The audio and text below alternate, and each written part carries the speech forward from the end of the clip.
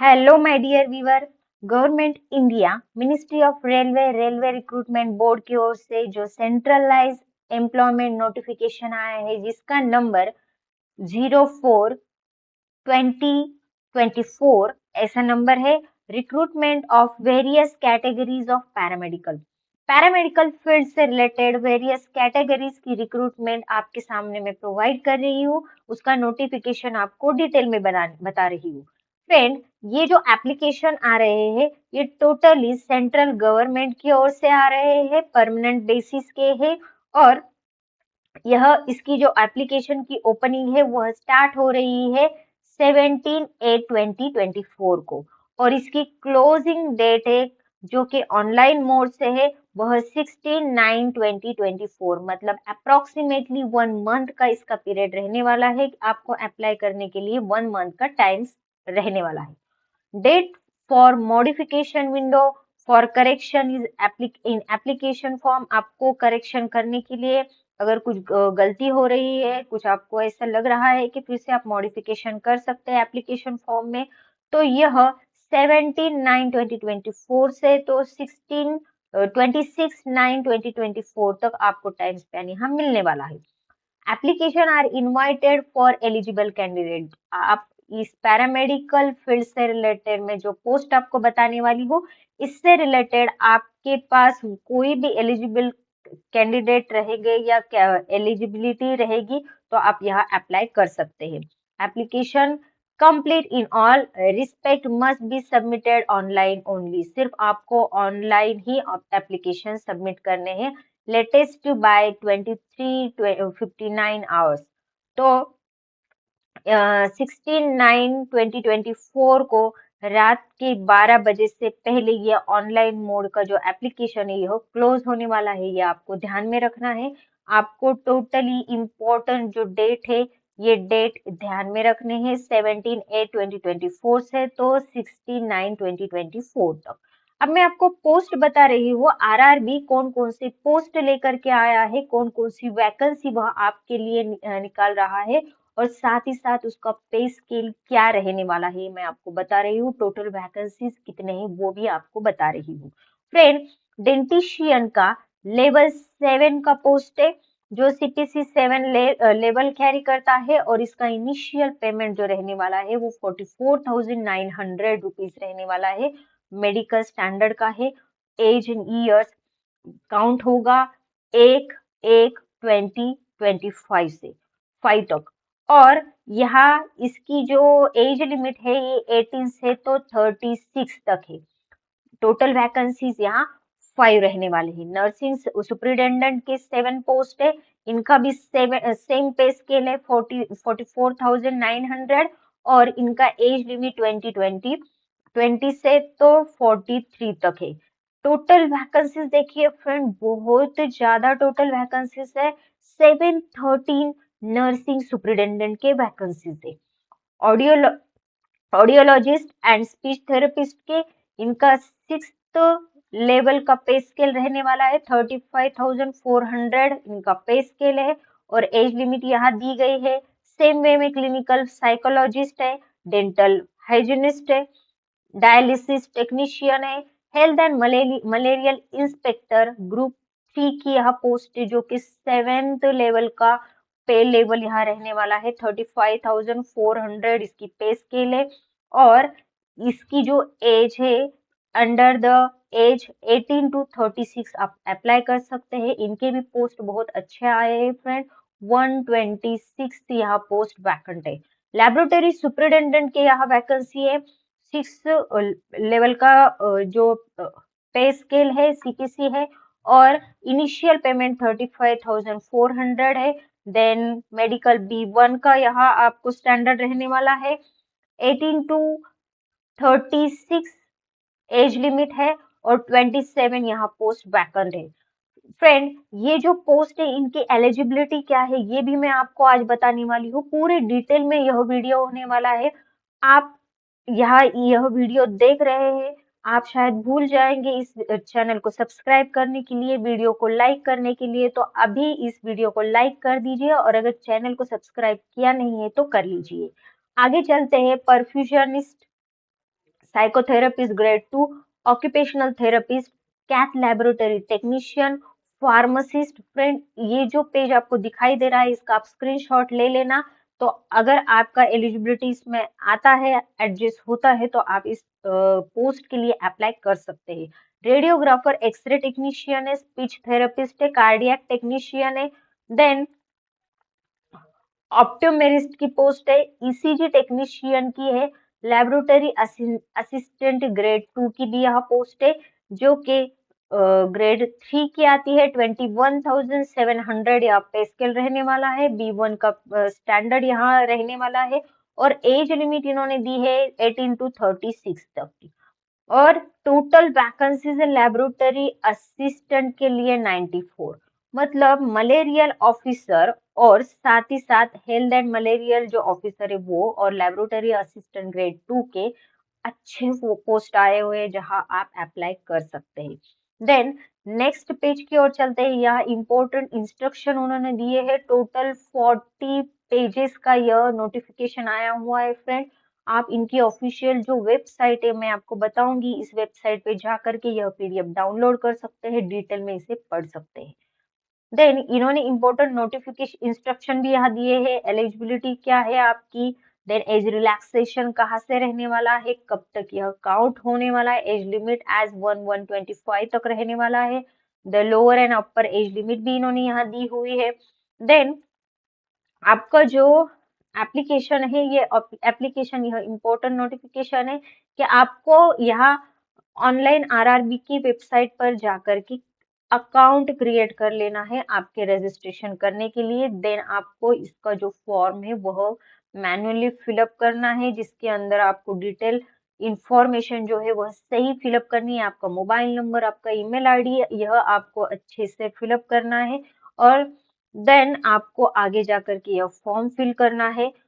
यहाँ उन्होंने जो फॉर्म फिलअप करने की पेमेंट है वह पेमेंट भी दिए है, जो चार्जेस है फॉर्म के वो भी दिए हुए हैं। 250 यह नॉन रिफंडेबल रहेगी। और देन आप 17 से तो 26 तक ये जो फॉर्म है यह रिकरेक्ट कर सकते हैं। देन आगे जाकर के यहाँ जनरल इंस्ट्रक्शन उन्होंने दिए हुए हैं। फिर देखते हैं एलिजिबिलिटी क्राइटेरिया। यहाँ B1, C1, C2 क्या पोस्ट है, मेडिकल स्टैंडर्ड क्या है, उनका जनरल फिटनेस क्या है, फिजिकली वो फिट होना चाहिए ऑल रिस्पेक्ट में। विजन स्टैंडर्ड भी यहाँ दिया हुआ है कि डिस्टेंस विजन कैसा होना चाहिए उनका, विदाउट ग्लासेस का विजन कैसे होना चाहिए, वो भी उन्होंने डिटेल में दिया हुआ है। B1, C1 और C2 पोस्ट के लिए यहाँ क्राइटेरिया विजन स्टैंडर्ड्स का भी लगता है। देन नेशनलिटी आपकी इंडियन होनी चाहिए या फिर नेपाल, भूटान या किसी अलग कंट्री से होता है तो क्या आपको करना चाहिए, वो भी उन्होंने डिटेल में दिया हुआ है। देन ये जो एज लिमिट यहाँ दी हुई है, डेट ऑफ बर्थ आपकी कहाँ से कहाँ तक होनी चाहिए अकॉर्डिंग टू आपकी जो कास्ट है या आपकी जो कैटेगरी है उससे रिलेटेड आपको यहाँ एज लिमिट उन्होंने दी हुई है। देन नेक्स्ट है आप किस कैटेगरी से बिलोंग करते हैं उसके रिलेटेड भी यहाँ दिया हुआ है।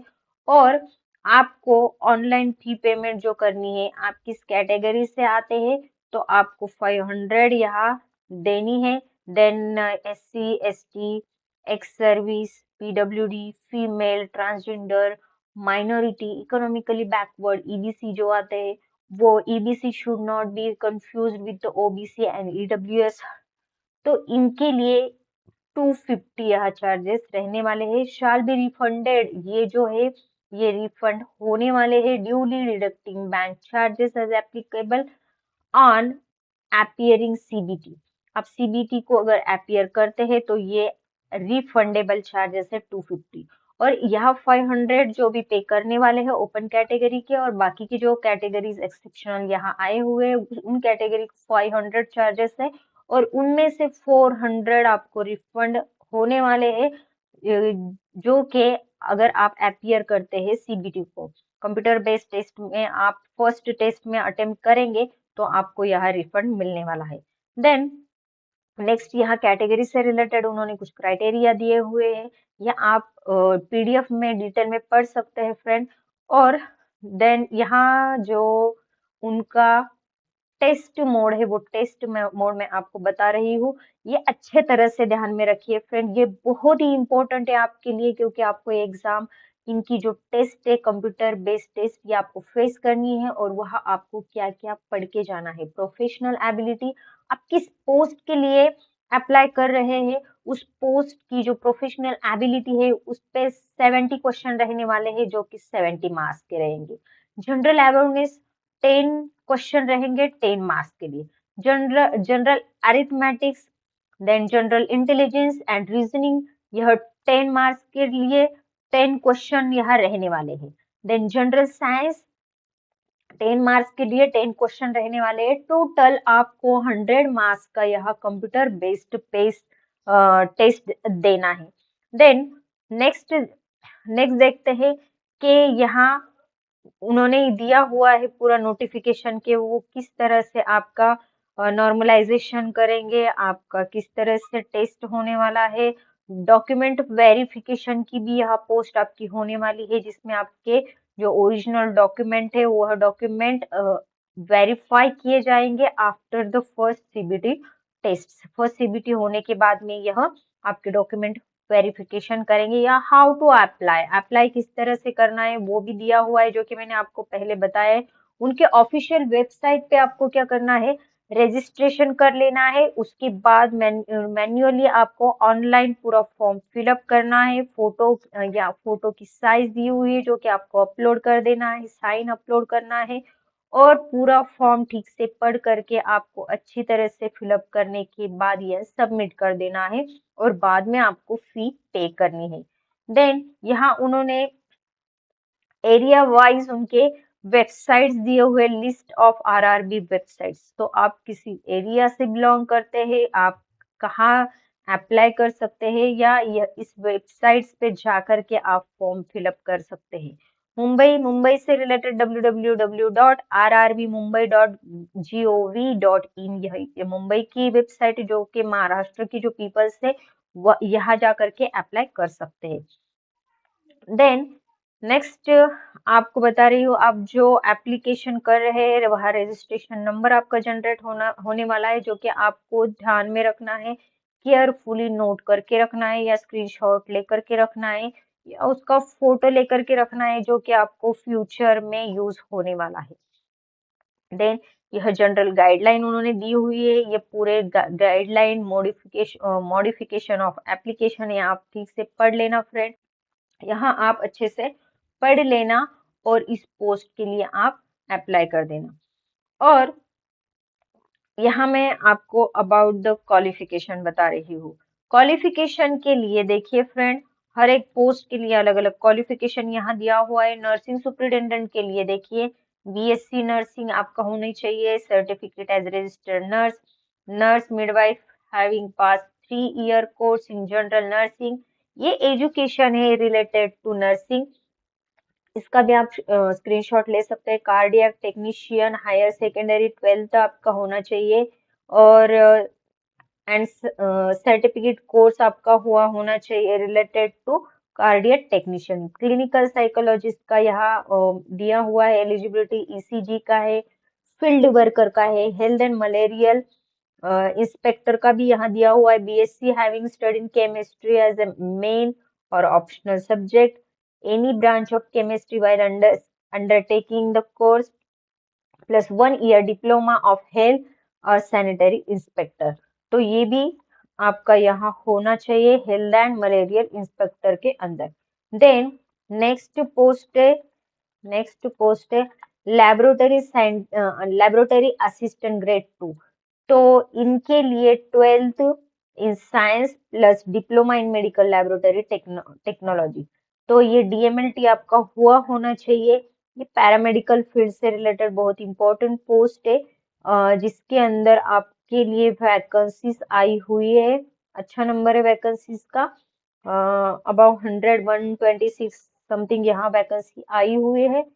यहाँ आपके साथ आपके पास और भी एजुकेशन अगर हो तो आपका सिलेक्शन होने के लिए बेस्ट है। Certificate course in medical lab technician at par with the diploma in medical laboratory technology. DMLT subject to fulfillment of course has been done from the institute which is recognized by university or technical board of state government, central government authority. तो ये अच्छे से अच्छे government से या institute से आपका DMLT हुआ होना चाहिए। ये डीएमएलटी लेबोरेटरी असिस्टेंट से रिलेटेड उन्होंने यहाँ दिया हुआ है एजुकेशन। परफ्यूनिस्ट देन यहाँ है फिजियोथेरेपिस्ट है, उनका भी उन्होंने एजुकेशन दिया हुआ है। ये पूरे एजुकेशन आप स्क्रीनशॉट लेकर के बाद में पढ़ सकते हैं फ्रेंड।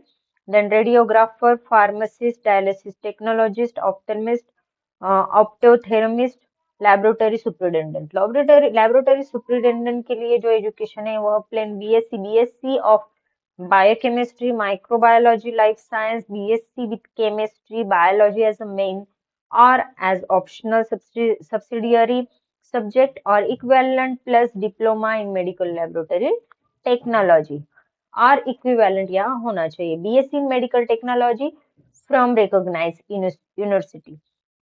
तो ये एक लेबोरेटरी सुपरिटेंडेंट के लिए एजुकेशन दिया हुआ है। देन नेक्स्ट पोस्ट है related to dental hygienist. Then next post है dietician, cath laboratory, occupational therapist, audiologist and speech therapist. ये पूरा आपके लिए डिटेल में दिया हुआ है एजुकेशन यहाँ। स्पीच थेरेपिस्ट तो उनके लिए भी उन्होंने एजुकेशन क्राइटेरिया दिया हुआ है। ये नोटिफिकेशन अच्छे से पढ़ लेना फ्रेंड, और इम्पोर्टेंट नोटिफिकेशन है। अगर आप यह एजुकेशन आपके पास है तो आप यह अप्लाई कर सकते हैं। देन फ्रेंड, अगर आपको यह वीडियो अच्छा लग रहा है, इंफॉर्मेटिव लग रहा है, तो अपने फ्रेंड्स में शेयर कीजिए जिन्हें यह इनकी जरूरत है।